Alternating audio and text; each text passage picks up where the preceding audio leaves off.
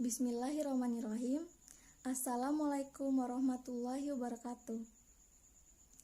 Perkenalkan, nama saya Ode Nurul Haryati, NIM 0320011195, kelas I, jurusan PGSD, Fakultas Keguruan Ilmu Pendidikan. Di sini saya akan menjelaskan tentang teori-teori belajar, teori Brunner, teori Asubel, teori Gagne, teori Piaget, dan teori Vygotsky. A. Teori Brunner. Sebelum saya jelaskan apa itu Brunner, kita harus tahu siapa itu Brunner. Brunner memiliki nama asli Jerome Seymour Brunner. Dia lahir di New York pada tahun 1915.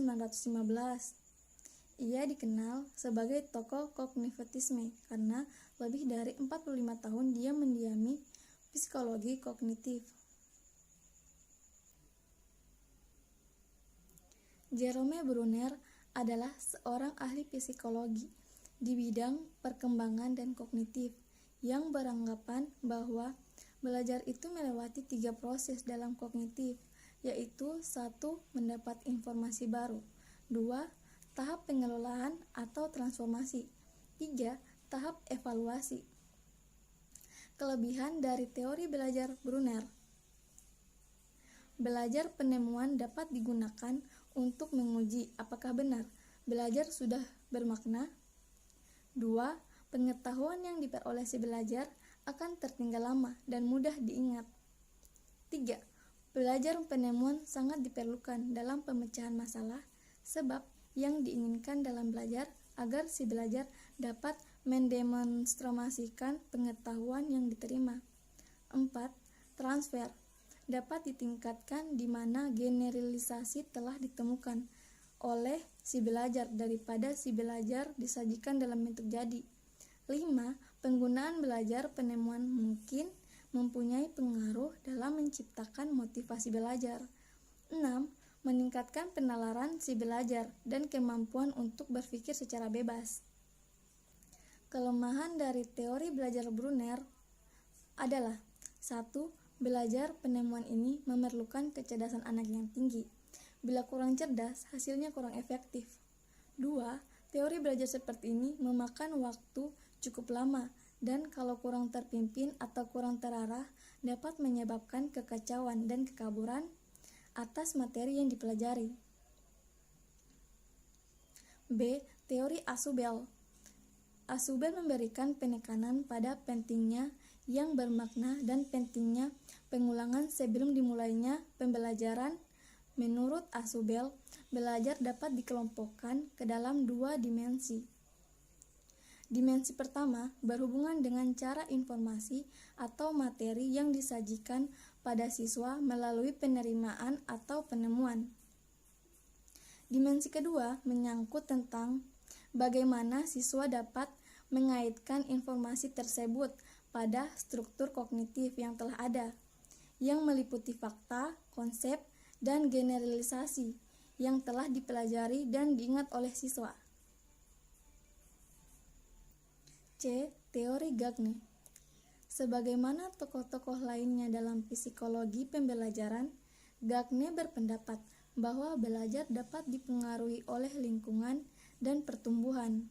Namun yang paling besar pengaruhnya adalah lingkungan individu seseorang. Lingkungan individu seseorang meliputi lingkungan rumah, geografis, sekolah, dan berbagai lingkungan sosial. Menurut Gagne, terdapat 8 jenis belajar yang ada dalam pembelajaran, yaitu: 1. Belajar tanda-tanda dan isyarat. 2. Respons stimulus. 3. Rangkaian gerakan. 4. Rangkaian verbal. 5. Belajar membedakan. 6. Belajar konsep. 7. Belajar aturan. 8. Pemecahan masalah. D. Teori Piaget. Menurut Jean Piaget, dasar dari belajar adalah aktivitas anak bila ia berinteraksi dengan lingkungan sosial dan lingkungan fisiknya. Pertumbuhan anak merupakan suatu proses sosial dalam perkembangan intelektual. Ada 3 hal penting yang menjadi perhatian Piaget, yaitu: 1. Struktur. Piaget memandang ada hubungan fungsional antara tindakan fisik, tindakan mental, dan perkembangan logis anak-anak. 2.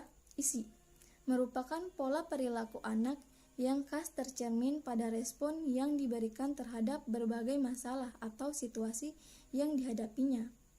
3. Fungsi adalah cara yang digunakan organisme untuk membuat kemajuan intelektual. Teori Vygotsky. Teori Vygotsky menawarkan suatu potret perkembangan manusia sebagai sesuatu yang tidak terpisahkan dari kegiatan sosial dan budaya.